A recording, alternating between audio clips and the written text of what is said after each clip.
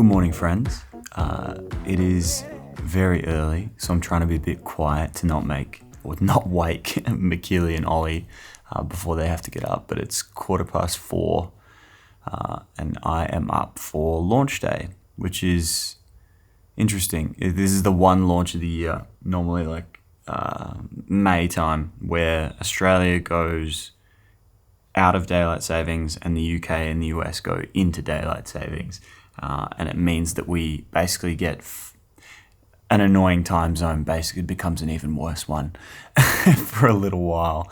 And so this is the one launch of the year where it's 5 a.m. for me, 3 p.m. for the New York time zone or EDT, and then around 8 p.m. BST. And for context, normally during the summer months, I'm able to do this launch at 7 or 8 a.m. Depending on if we're in daylight and they're not. So a bit annoying, but it's all right. You got to do what you got to do when you live in Australia. But yes, launch day, which is an interesting day of the year, right? It seems like it would be a very stressful day, but it's not. It's actually probably one of my most relaxing work days, if I even can call it work, to be honest. I don't even really fucking work. I basically just man the ship, make sure nothing goes wrong, because it's interesting, right? Everything's done. Everything's already been done. All the work is already done. And so by the time you get to launch day, like today, there's not really much I can do, especially when it's the waitlist launch day. So we've got 2 days where it's just available for everyone on the wait list to make sure they have best dibs or first dibs at getting their spot. And so there's no content I can post. There's no messages I can answer, DMs, all that sort of stuff. Even emails. We have Daniel, who's R2IC, and also customer service and customer success. And so he mans the emails for inbound people wondering about the program. And so all I really need to do is make sure that the website gets swapped over on time, the emails get sent out, nothing breaks, and we kind of answer any onboarding specifically questions that only I can answer. That wasn't even a sentence that made any sense, but you get my point. And then usually I kind of just take the day easy. So go for a long walk, go out for breakfast, go out for lunch. So yeah, it's an interesting day of the year. Right? You would think it would be very stressful, but it's actually kind of the opposite. So I thought I'd bring you along because I'm going to try and do more of this kind of vlogging where I do a little bit, Brody does a little bit, and combined we put together a video that, documents the entire process. It is 20 minutes before launch. It's 4:40 a.m. right now. And I wanted to share a little bit about why I'm changing things, because I think it's timely. We're about to have a bunch of people join because it's the last one, and so I wanted to be honest with you guys about what's changing and why it's changing. I've basically built a lot of confidence as a coach in the last sort of 6 to 12 months that I didn't have prior whilst I was running Time to Build, and so that's given me, I guess, a lot of confidence to really lean into the role as a coach, but also lean into the results I actually want to create for people. So I've been running Time to Build since around mid-2023, so for almost 2 years now, pretty much exactly 2 years now. And so the context for this situation is in 2022, or prior to 2022, from 2016 to 2022, I was a photographer and digital artist on Instagram. And I built a decent sized audience. I had 80,000 followers, and I enjoyed it, to be honest, but it wasn't really the thing I actually wanted to do. The whole time I was kind of in my head about I wanted to build a personal brand. I was a YouTube kid growing up. I never grew up watching Nickelodeon or TV. I always watched YouTubers. And so, from quite a young age, I remember watching people like Max Tuning. I remember watching vloggers, people who would create content like this. And so I always wanted to be a personal brand, but I didn't know what that meant.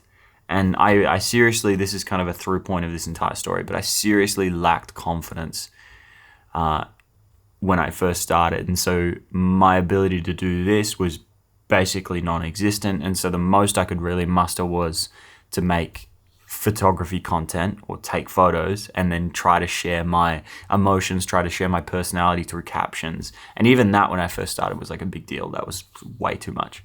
And so it took me a long time, like between 2016 and 2018, I didn't show my face at all. In 2018, I finally like got on camera, but only on my stories.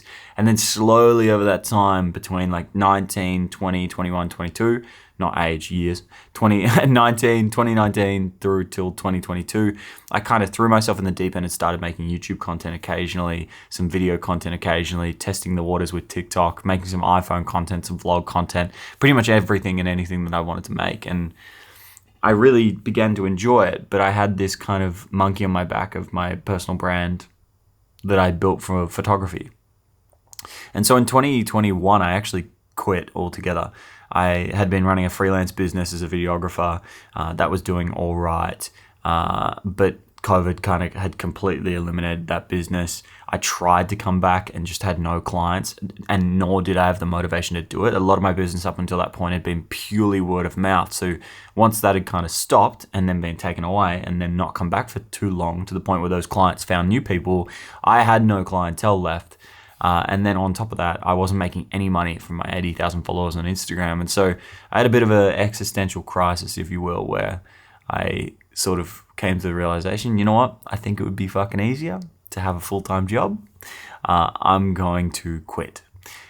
And coincidentally, at kind of the same time, NFTs had happened. The Australian government was paying us to stay at home. And so I decided to take the savings that I'd made from the government payouts and from NFTs and take a full year to race an Ironman. I'm getting to the point eventually. And basically the long story, or the short of it, is that I took a year off. I really deeply enjoyed that process. And that rebuilt my motivation for this work. And so in mid 2022, I came back, but with the vision that I was going to do things very differently to how I did them before. And so in June of 2022, I set myself the goal of making $50,000 in a single month before the end of the year, mostly because I was $12,000 in credit card debt at the time, Australian dollars. So like, I don't know what that is, $8,000 in credit card debt, because I had ran out of those savings. And so started putting my rent and stuff onto a business credit card. You're not really supposed to do that. I'm pretty sure it's illegal, but I did that for a little while leading into my race, just to get myself to that finish line. And so I was in a position where I really needed it to work, but I remember telling myself and going, you know what, if I end up 20K in credit card debt by the end of the year, having tried this, because my expenses were so low, I was living in a share house and paying fuck all in rent. Like, my expenses were basically nothing. And so I kind of had this realization, you know, if I give this a red hot crack and I don't make it and I end up in more credit card debt, it's not that much worse, but I'll have the confidence to know that I gave it a good shot. And so I set out trying to do this. And in July, I released my first product, and then my second product in the same month, and then my third product in the same month. I made content. And then boom, I released a product that was very in line with my skill set. I released like Cinema LUTs, which is basically how you make the videos look amazing and unique, with log footage and stuff like that. And so I released that product and released content accompanying that product, and the content went viral and the product went viral at the same time. And then I had a long stint of, I had my first $250 day, and then $500 day, and then $1,000 day, and then $2,000 day. And then I think we capped out at like a $3,000 day from a $29 product. And in November that year made $49,688 in a single month, which is obviously not the goal, but to me, it was this huge signal that I was doing the right thing. In January, I then hit a $50,000 month, finally, a little bit late, but we got there. And then in June that year, I hit a $100,000 month. And that was, again, in January going, you know what? I had a conversation with a friend. He's like, you've got 100K in the bag, dude. And I'd never even thought about making 100K in a single month. And so I set out again with the goal and wanted to make it. And boom, we did it. And so I had this moment where I was sort of like thinking about what comes next. not that I wasn't enjoying it, but I had started kind of consulting for some friends. I'd started like sharing my advice and doing this. And also at the same time, I'd ran 2 workshops, which were mostly just for Instagram growth, because I'd had a big growth spurt on Instagram. I went from like 80,000 followers for photography and then rebranded 180 degrees and now had gained like 150 extra thousand followers, 150,000 extra followers. And so a pretty difficult thing to do, to have one audience, post completely different content. And when I say completely different, you can scroll back on my Instagram and you'll find digital art, a recap photo of my Iron Man and a face to camera video, and then the rest is history. And so it's a very difficult thing to do, to go through that evolution. And so I had made some content talking about a lot of the same principles, honestly, that Time to Build is built on now in terms of the branding side of things. And I called it Time to Build. And it was just a one-off 45-minute workshop on Zoom. It cost $59. Nothing crazy. I was talking about, digital products a little bit, but mostly just personal branding from my perspective. I was talking about the you are in the niche thing. I was trying to communicate, personality and relatability and authority and authenticity and all the things that I, now have formed the foundation of those elements of the program. And then I ran 2 of those, and I came to June of 2023, and I thought, why don't I turn this into a program? Why don't I turn this into a legit program? And so I then turned it into Time to Build version 2.0. And I ran that for a little while. I ran 2 cohorts with that, cohorts 3 and cohorts 4. I called the first 2 cohorts just for the history of the program. I don't know. I like the idea that I spoke to someone from cohort 1 yesterday who joined our kind of like inner circle thing. And I was like, dude, you must be mind blown watching back the content now. He's like, dude, this is like not even in the same ballpark of program that I joined in 2023. So it's pretty crazy. And then in January of summer of 2023, 24, summer for us is the beginning of the year, I completely reshaped the program again, and I made Time to Build version 3.0, which is where, I hired Eli, I hired some copywriters, I hired a whole bunch of people, basically reinvested every dollar I'd made into a full rebrand, which is the program you guys see today. And that was the beginning of 2024. And the issue I faced is that at the time I had created amazing results for some people, but I hadn't yet built the confidence in those. I didn't feel like I did. What am I trying to fucking say? I feel like I hadn't yet earned the privilege of really leaning into helping people build an info product business. I felt like I had the chops to. I'd done it for myself. I'd done it for a few people individually. And then I'd done it for a few students who joined the first few programs up until cohort 6. But I didn't yet feel like I could lean into it fully. And so I still kind of lent into the guise of, I'm going to help you grow your personal brand, and online business is going to be a byproduct. And the funny thing is the reality of the program, if you guys actually have been in the program, you can attest to this. I'd be interested, people comment down below. But the first 2 weeks of the program are branding and content. Yes, we try to help you really build your personal brand in the way that works exceptionally well for building trust and authority and relatability with your audience, and that converts into sales very, very nicely. But the entire second half, honestly, it's 2 weeks and then 4 weeks of online business content. Most of the program is designed to help you launch an info product, scale it with an automated sales funnel, and then develop a launch funnel or some kind of what we call predictable revenue generator that you can consistently use for your business, whether you're selling low-ticket digital products, and that's kind of the viral marketing techniques that we teach, or if it's some kind of program, that's your launch sequence that we teach, basically what I'm running right now. And so most of the program is online business. But if you went to the landing page right now as a creator, you would think, and rightfully so, that it's a program teaching personal branding and the business side of things is just a byproduct. But then this year happened, 2025 so far, and we've gone from pretty much like a couple $100,000 in student wins to now almost 2.3 million in student wins in a very short period of time. And that has kind of given me the confidence to go, I need to level up again. And for context, I've always had this kind of like itchy feet syndrome where I'll do something a couple times and it'll do really well, but then it'll get comfortable.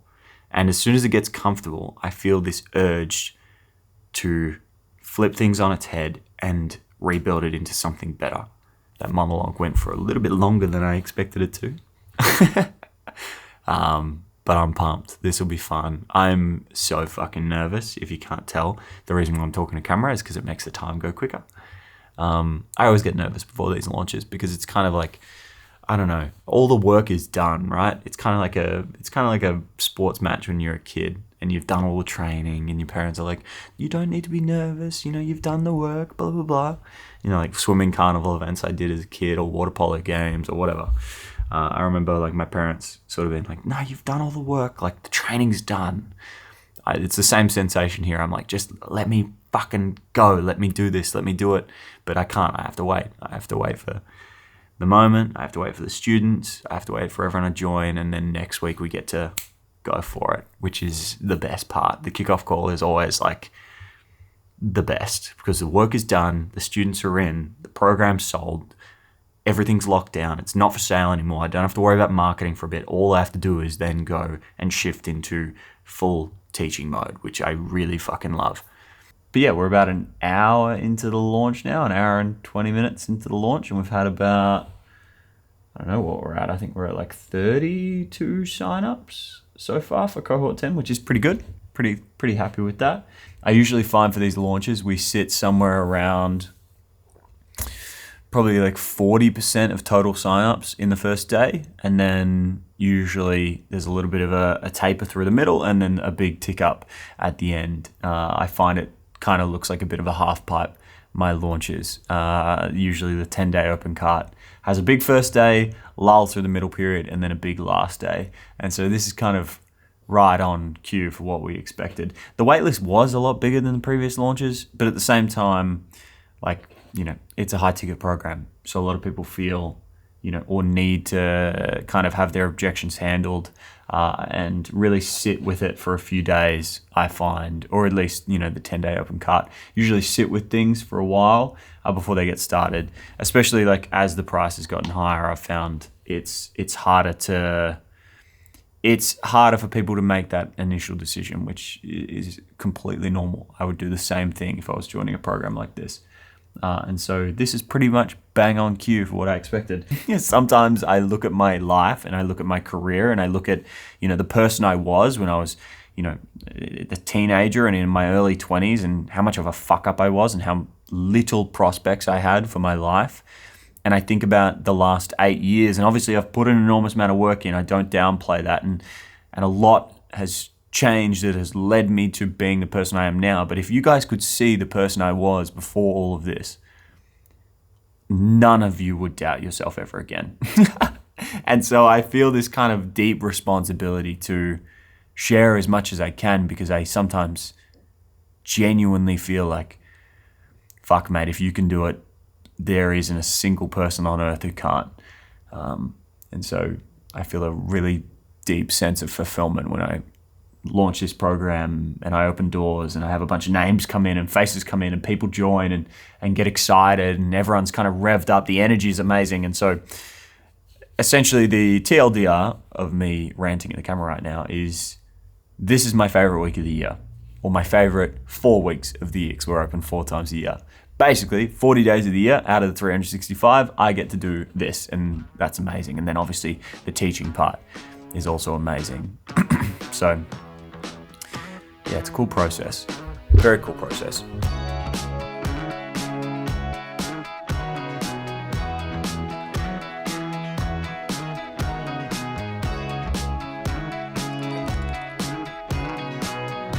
He also developed the Time to Build program, a live cohort course designed to teach creators how to monetize their passions without resorting to gimmicks or overextending themselves. Shit, yeah.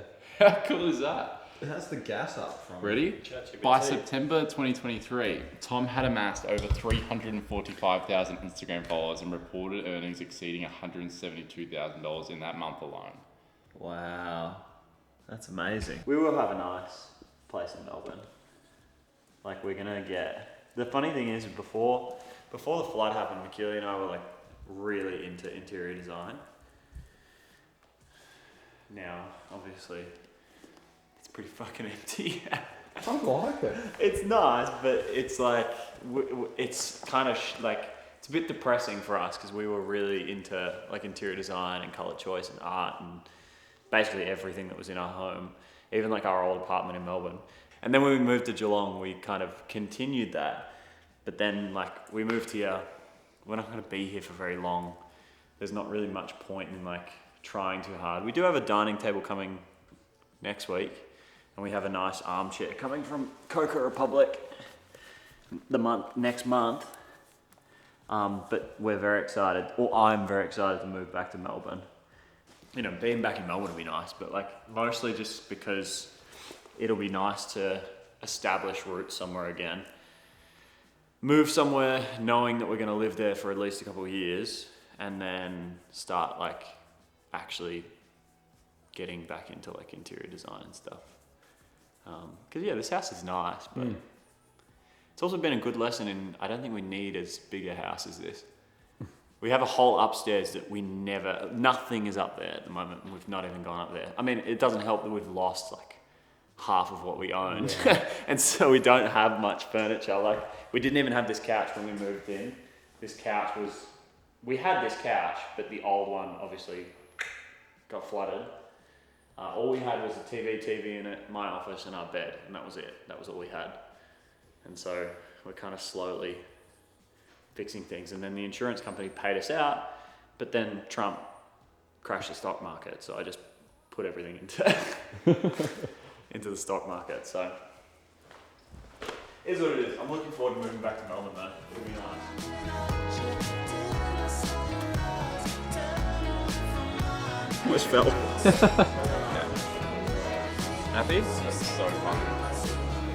Can you see it? So whether they be ones when you bring in or just Want a photo, buddy? camera in, I don't know how much of a poser he is for you, but he'll have a good crack. Ollie. That works well. Does every time. That or a tennis ball above you. Nice. Thank you very much. That's very cute. Brekkie with the old. Brekkie with the boys. Brekkie with the boys. Good? You can have a bit more later. Alright, come on, buddy. You say what a day on it? Yeah. I've never heard that.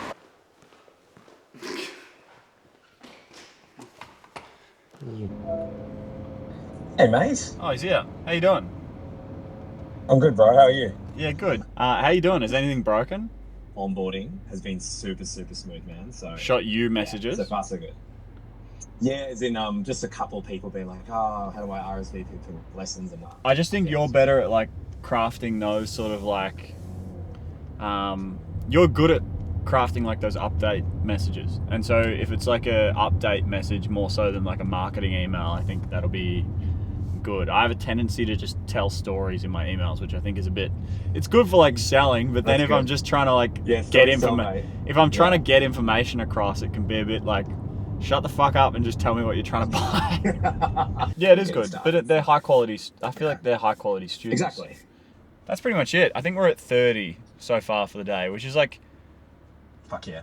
yeah, I think pretty good all things considering. I was like hoping for 50 by the end of day one. But hang on, dude, end of day one. What, it's been like what, 7 hours? Yeah, I know. let it run. It's not been that long. I don't know. I was just thinking about it this morning. I feel like the onboarding's good, but I feel like we could make it more personalized. All right, dude. Beautiful. I'll Smooth sailing. leave you the rest of your day. Awesome. Chat soon. Have a good one, Brody. And Soon, yeah, mate. we'll touch base later. All right. See you, mate. Ciao. Easy. Catch ya. All right, let's go for a walk. Shall we? Yeah, I think there's like this attempt that some people make. They think it's like gonna create more like intrigue for their products if they act like they know what they're talking about. They'll like go over the top with an explanation for some system or some framework or whatever.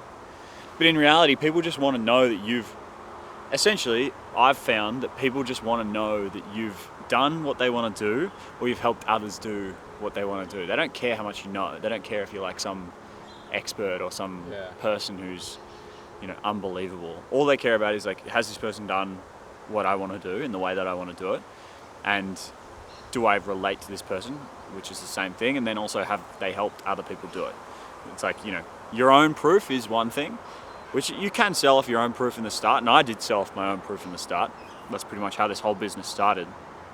But then the second part is like, have they done it for other people? Have they proved that it's not just something where they got lucky?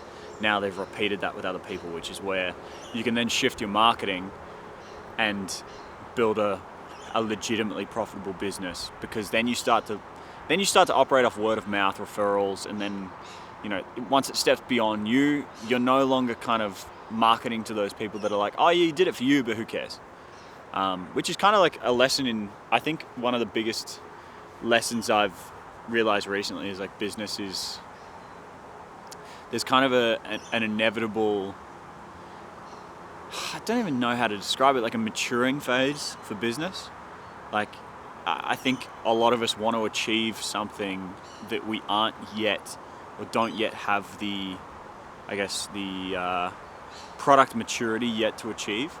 Like I had a conversation recently with someone after I posted about my students just hit $2 million in student wins.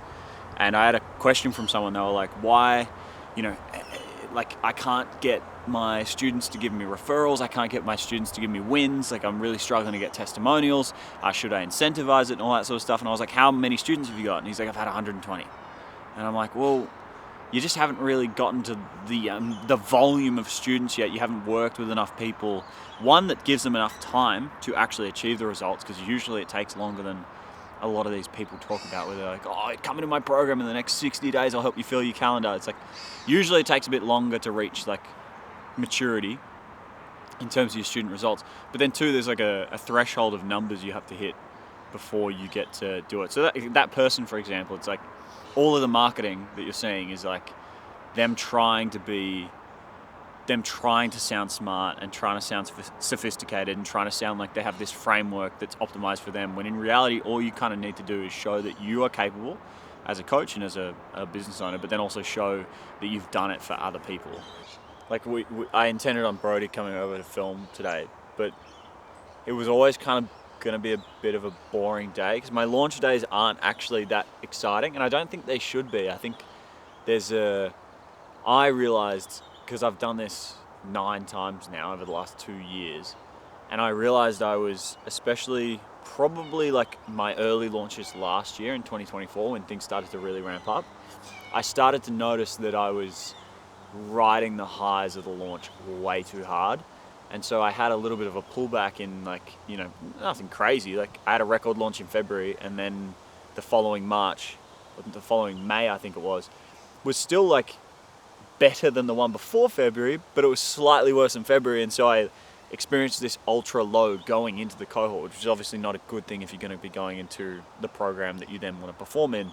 And so I kind of realized towards the tail end of last year, and then for this year particularly, like, try to approach your launches, one, like a bit of an athlete. I know I've already mentioned this morning, but it's like, try to approach it like a bit of an athlete, where you understand that the work has already been done. You've done everything.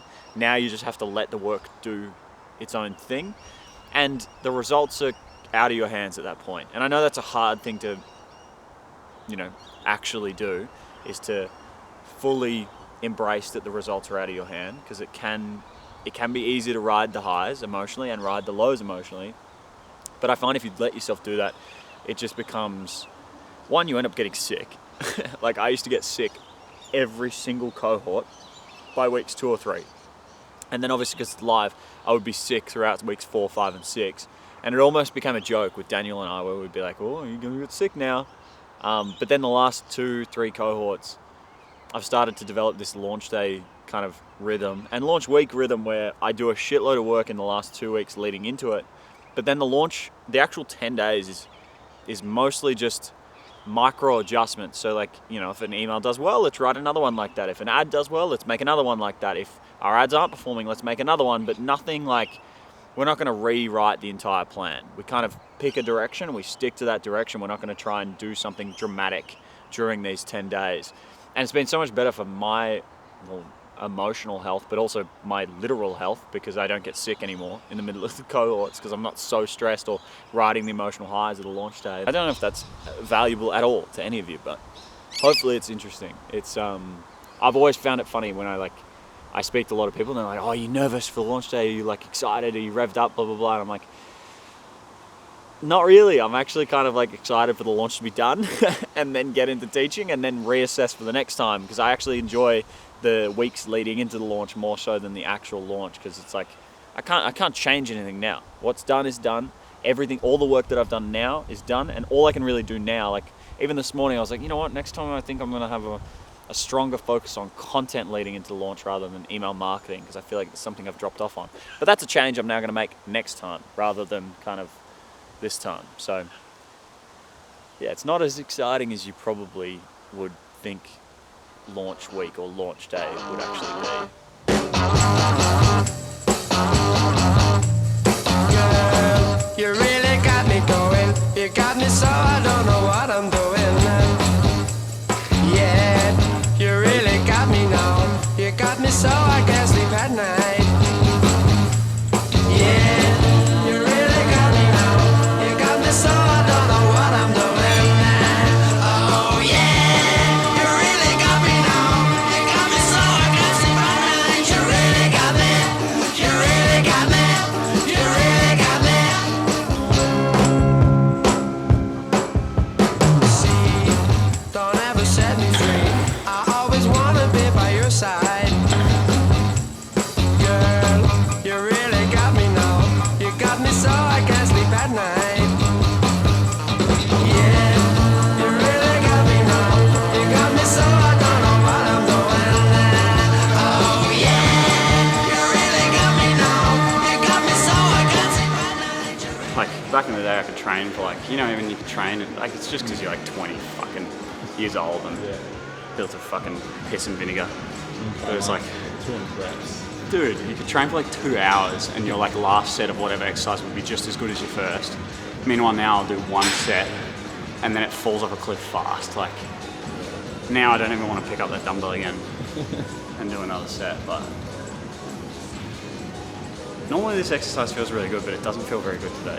By your side. Girl, you really got me now. You got me so I can't sleep at night. Yeah, you really got me now. You got me so I don't know what I'm doing. Oh yeah, you really got me now. You got me so. What's up, my friends? So we are, well, I am, it's just me now. I'm just wrapping up some of the marketing stuff for the weekend, or for tonight, tomorrow, because Australian time zone, most of my emails or my marketing emails get sent out like 11 p.m., 4 a.m., 8 a.m., which is usually works out to be like the morning, midday, and afternoon for the US, because most of my students are US based. And so I'm just prepping some of the emails so I don't have to worry about that, obviously overnight while I'm sleeping, but then in the morning I don't have to get up too early and sort those out. And then also finalizing some of the launch content for Ben, so some of the stills. I just received a bunch of the ads from Kyle, which is very exciting, Kyle the editor, which is very exciting. Sending those off, the ads will start running after the waitlist period ends. And so I'm just kind of wrapping up kind of the initial things for the launch, but it's been a pretty good day. Out of all of the day ones, I feel like, you know, the sales are about the same that we normally do day one, but I feel very calm, which is very nice. Normally I feel very stressed, or not super stressed. I try my best, like I talked about. I try to not put too much emphasis on launch day, but today I just feel calm, very relaxed. Not too stressed about the launch, to be honest, which is nice for a change. And so yeah, just wrapping up some work for today, and it's been pretty chill. So I think the key with this sort of stuff is, I think you'll hear me preach about this sort of stuff a lot, and you guys have already heard me preach about this sort of stuff, but the idea of longevity and sustainability and building your business in a way that doesn't leave you riding these emotional roller coasters when things are going well, and then these massive downturns when things aren't going how you plan them to or how you want them to, because inevitably the way that business works is that you're always going to have moments that are amazing, obviously, and then you're going to have moments that aren't amazing. And if you let yourself ride the highs too much, then the downs or the lows are going to hurt you even more. And also, if you ride the highs, you're just going to be chasing that next one, which is like, my biggest launch to date I had in February of 2024. It's now been a full year, and I've not surpassed that launch, but my business has gotten bigger year to date. And so it's important to kind of, again, not compartmentalize your success or failure into one day, which is why I kind of wanted to document today, because I think it's important for you guys to see contextually how I do this, not only from a structural point of view, but also from kind of a entrepreneurial well-being perspective, like how I'm navigating these experiences, because it's not easy doing this kind of stuff, especially when the buck stops with you, right? As the entrepreneur, it's sometimes a bit scary because you've got team, you've got people who depend on you, you've got, I've invested a whopping amount of cash in the next cohort, so the updated version of Time to Build that we're working on at the moment. And so this launch, very much so, was or the investment that I've made in that future cohort was done with the expectation of expected revenue in this launch. And so if you let yourself kind of become too dependent on the highs and too, down when the lows happen, it's just going to be a fucking roller coaster that you're not going to last in, and you're going to get burnt out. And so I think I wanted to share today to kind of give you guys a glimpse into how to do this a little bit more sustainably. I would like to think I've learnt over my 8 years of being an entrepreneur that you cannot ride the tightrope of maximum intensity 100% of the time, otherwise you're going to go fucking insane. And I've had my fair share of going fucking insane over the last 8 years. And so I hope this was interesting for you. I hope it was valuable or insightful, or I hope it was entertaining and just fun to watch and distracted you for however long this video ends up being. So yeah, that's pretty much it for today. It's 5 p.m. I'm going to finish these emails. I'm going to send a few more pieces of ad copy and ad creative to my ads manager, Ben. I'm going to sign off some things from Kyle, and then I'm going to go to Wine Press and buy a celebratory bottle of Grenache, and I'm going to have a couple glasses of wine with my fiance. You may or may not see that on camera, but either way, I'm going to go enjoy that, or I'm going to go finish my work first and then go and enjoy that, and I'll see you guys in the next video. And by the way, I don't know when this vlog is going to be posted, but if it gets posted in time to actually get into Time to Build, and Time to Build is still open for enrollments, I don't know. I think we'll be posting this maybe a couple days before enrollments close. There'll be a link in the top line of the description for you to go and join us in cohort 10 of Time to Build. As I've said throughout this video, this is going to be the final cohort that we're running before prices double, things change dramatically, and we get to the next evolution of this program. So if you want to join us to build your personal brand and turn that traffic into a profitable online business that helps you live more of the life that you want to live, go visit that link, and I'd love to see you in lesson 1, which will probably be a couple days after you're watching this right now. So cheers. I'll speak to you guys soon. And one more thing while we're here, I feel like it's a good opportunity to speak to the camera. Thank you for watching my videos. If you've gotten to the end of this video, thank you for watching my YouTube videos so far. It's been almost a year committed to YouTube in a very consistent manner, or more consistently than I've ever been in the past. It's been a lot of fun, obviously, bringing Brody on board and making videos like this, not just, high production videos in the studio, because, I love those videos, but I don't feel as connected to you guys through those videos as I do doing stuff like this. And so this is kind of what I want to start doing more of. But I just wanted to say thank you, because if you're watching the end of a vlog, you're probably someone who's more committed to my channel than the people who are watching kind of the detailed studio setup videos where I cover a specific topic. So yeah, thank you for watching these videos. I really appreciate it. The channel's growing slowly but steadily. and it's been a lot of fun. It's very refreshing creatively to sink my teeth into longer form videos. Obviously, I have an amazing team helping me out with this. So thank you, Brody. Thank you, Thomas, behind the edits. Thomas is the legend that is keeping this channel alive in terms of the edits. Obviously, Brody's editing the vlogs. And then obviously Kyle helps out. Daniel, the legend behind Time to Build, is the reason I have the capacity at all to do stuff like this, as well as running the business. And so, yeah, thank you for supporting me. Thank you for supporting this channel. Thank you for watching these videos. It means a lot more than you may think, especially having done this for so long, having done this for so many years. It's fun to be growing something new. I know the channel, it's not new, but it's fun to be growing something new again. So thank you for being a part of this. Thank you for being on the channel. And yeah, enough soppy bullshit. I'll see you in the next one.